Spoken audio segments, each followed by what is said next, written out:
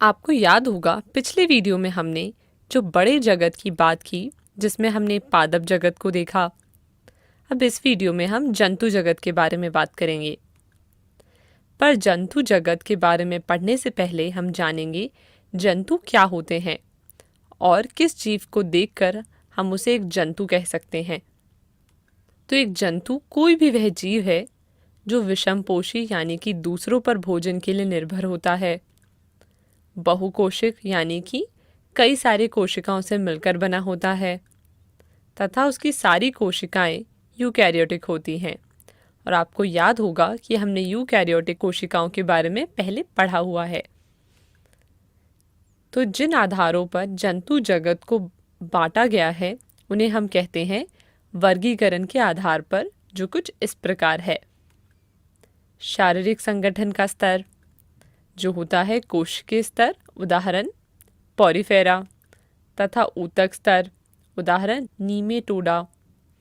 कायिक सममित जिसमें शामिल है त्रिज्यीय अर्थात जिसे शरीर में एक केंद्र होता है जिससे पूरी बॉडी को बराबर भागों में बांटा जा सके, तथा द्विपार्श्व और अंग्रेजी में से बाइलेटरल कहते हैं, अर्थात शरीर को बीच से सीधी रेखा में दो हिस्सों में बांटा जा सकता है।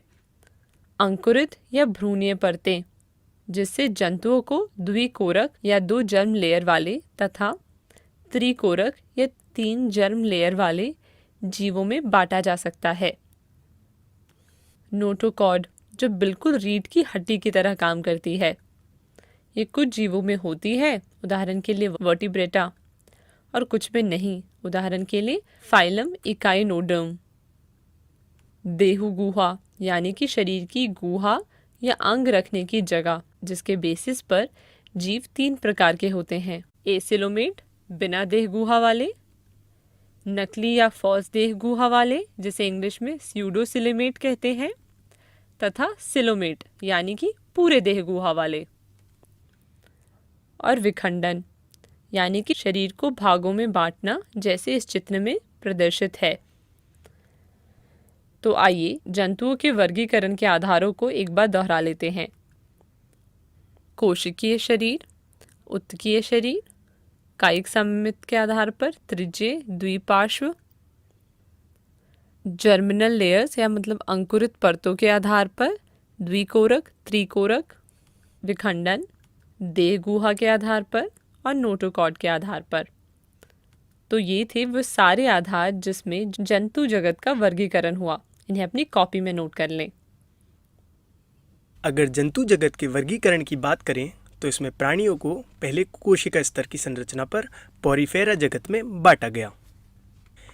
दूसरे ऐसे थे जिनमें ऊतक स्तर की संरचना थी। इसमें कुछ ऐसे प्राणी थे जिनमें बाहरी त्वचा एवं जठर त्वचा के बीच कोई देहगुहा नहीं था। तो इससे पहला जगत निकला प्लेटी हेलमिन्थिस और दूसरा जगत निकला सीलेंटरेटा। अगले प्राणी कूट देहगुहाधारी थे जिनसे जगत बनाया गया नीमेटोडा। अगले प्राणी हमारे देहगुहाधारी निकले। देहगुहाधारी में कुछ प्राणी ऐसे थे जिनमें भ्रूण विकास के समय एक कोशिका से मेसोडर्म की कोशिका का विकास हुआ। तो इससे पहला जगत निकला एनेलिडा, दूसरा जगत निकला हमारा मोलस्का और तीसरा जगत बना आर्थ्रोपोडा। अगले प्राणी वो थे जिनमें अंतःस्तर की एक थैली से देहगुहा बनी। इसमें कुछ प्राणी नोटोकॉड विहीन थे जिनसे जगत बना एकाइनोडर्मेटा। दूसरे प्राणी ऐसे थे जिनमें नोटोकॉड थी यानी नोटोकॉड युक्त, उनसे बना कार्डेटा। अब कार्डेटा में लार्वा में अवशेषी नोटोकॉड की उपस्थिति के आधार पर प्रोटोकॉर्डेटा उपफाइलम बनाया गया। अगले प्राणी वो थे जिनमें नोटोकॉड की जगह मेरुदंड आ गई और उनसे बने कशेरुकी। इनसे पहला वर्ग बनाया गया जिन्हें कहा गया मत्स्य। दूसरा वर्ग बनाया गया जल स्थलचर का। तीसरे वर्ग में डाले गए सरीसृप। चौथे वर्ग में पक्षियों को रखा गया और अंतिम वर्ग में आए स्तनपायी। तो जंतु जगत को जिन फाइलम्स में बांटा गया है जो कुछ इस प्रकार है। Porifera, Coelenterata, Platyhelminthes, Nematoda, Annelida, Arthropoda, Mollusca, Echinodermata, Chordata. इसको अपनी कॉपी में लिख लीजिए, हम इन्हीं के बारे में आने वाली वीडियोस में चर्चा करेंगे। चलिए तो एक प्रश्न देखते हैं। प्रश्न कुछ इस प्रकार है, निम्न में से कौन सी विशेषता को जंतु जगत के वर्गीकरण के लिए इस्तेमाल नहीं किया जाता है? ऑप्शन आपके सामने है, नोटोकॉर्ड, बीज, शारीरिक संरचना या सममिति। और आपका समय शुरू होता है अब। समय समाप्त। इसका सही उत्तर है बी, बीज। बीज वो विशेषता है जिसे जंतु जगत के वर्गीकरण के लिए इस्तेमाल नहीं किया जाता है। धन्यवाद।